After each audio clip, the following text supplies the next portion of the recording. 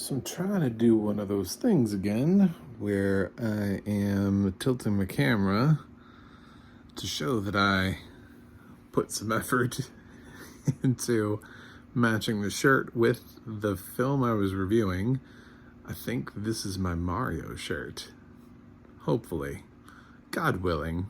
You know I'm a blind film critic. Anyway, it's not Mario, but I am doing a review of Sonic the Hedgehog. The first one, so don't get excited, it's not the sequel, but I just wanted to get a review out there of the first one, because I don't have one, in honor of the sequel, which was released in theaters today.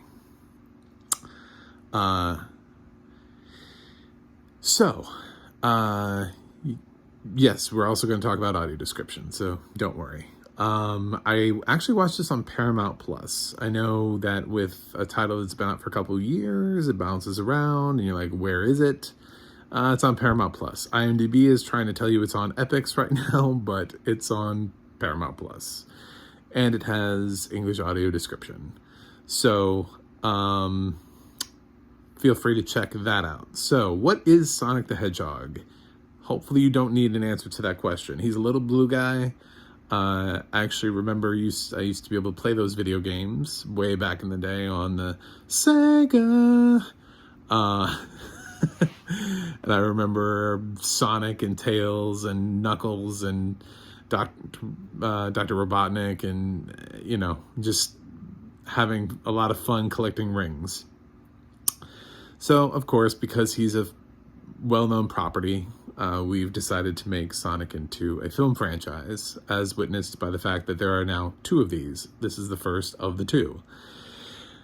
And I guess because he was really good opposite an animated Bunny in Hop, we've decided that James Marsden is now going to be the guy whenever we have a creature, animated creature, and we need a human.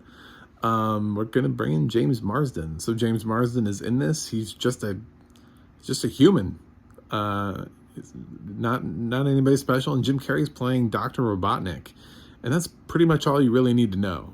Sonic is stuck on Earth, and he wants to go home, but he's got to get his rings. There's really not a lot of plot here. I can't even stress that enough. It's like an introduction. It's like, this is Sonic, this is Dr. Robotnik, and this is James Marsden. And go and enjoy. A lot of the humor is just based on Sonic and his character and the jokes, and him just sort of enjoying Earth, which is, it works and it doesn't work. It works in that he's entertaining, but at the same time, the film also sets up the fact that he's been here for like 10 years. So the fact that he's constantly amazed by everything wears a little bit. It's like, dude, you've been here for a minute. You didn't just land here. This isn't K-Pax. You've been here enough that you should be less surprised by things. So I didn't really buy that part of the story. Jim Carrey is actually great at doing the Dr. Robotnik thing. It's very over the top, and he is loving it. You can tell this is the stuff he was born for, was doing ridiculous stuff like this. I hope he doesn't retire and he plays Dr. Robotnik forever, because it's great. It's a great performance from Jim Carrey. It reminds me so much of why, even though it was campy, why his Riddler was so great, because it was so over the top. I suppose there are people out there that don't like Jim Carrey. If you don't like Jim Carrey, it's a very Jim Carrey performance. That's all I can say about that. And Ben Schwartz voices Sonic, and James Marsden is James Marsden. There's really no other way to describe that performance. And the film is fun and okay. It's not going to blow anybody's mind. The plot is okay. It involves kind of like a buddy comedy road trip a little bit. There's some action sequences. They don't really go into Sonic's lore too much. There's a little bit at the beginning, and it's more of an introduction of where Dr. Robotnik comes from. I think this film was always banking on the fact that there would be a sequel because as far as setting up the Sonic the Hedgehog world, this feels very much like a please come back for the sequel. The sequel will have everything that you actually wanted, which is sort of how Michael Bay's Ninja Turtles movies felt to me. Like, the first film was like, hey, we're doing Ninja Turtles. And the second film was like fan service. Like, the second film, you got like Bebop, Rocksteady, Krang, and it was like, oh, wow, totally different film, you know? Like, we're in a different world. And then Casey Jones, and it was just, it felt very Ninja Turtle-y. Whereas the first film, you're like, who is this other guy? Why is he in the film? He's not even the Shredder. Why is he the main villain to this film? Very weird.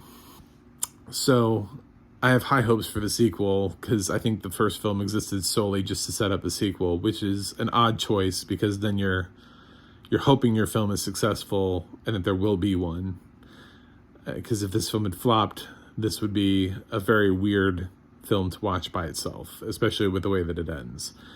Now to talk about the audio description. To be totally honest, like I said, I just watched this on Paramount Plus with the audio description. And Paramount Plus has a really bad habit of yanking me out of the audio description. So I'm just going to keep complaining about it. I don't get to see who made the audio description, what company, who the narrator was. It's deciding that people don't need to watch credits, which is an interesting concept in general, which I think the entire movie industry should really be upset about, but it's also not helping the whole who narrated this.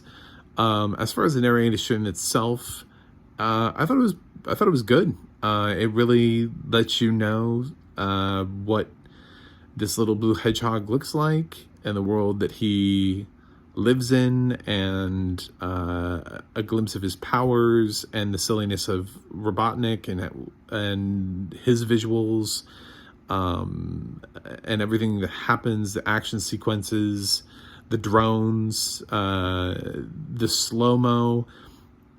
You know, the slow-mo is basically just the Quicksilver scene from X-Men Days of Future Past. You know, I mean, it's basically the same thing, just redone with Sonic.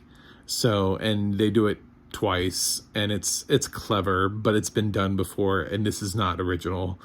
But it does a good job of describing that. So I have no problems with the audio description. I just wish that Paramount Plus would allow people to find out who the narrator was. That would be nice. Paramount Plus. So check out Sonic the Hedgehog Part 1. It's okay. It's not going to reinvent the wheel, but it was fun. I enjoyed it overall. I'm going to give the first Sonic the Hedgehog a B-. Feels about right. You know, video game adaptations, on the plus side, it's one of the better ones. Although I would argue it's barely a video game adaptation. They basically just took the character and threw him into the real world. So maybe the second film will be more of a video game adaptation. We shall see. As always, feel free to like and subscribe, and check out MacTheMovieGuy.com for more reviews, because who doesn't want more of me? And if you're planning your movie night, go to the audio description project, and you can see what other films have audio description out there and where they're available. As always, until next time,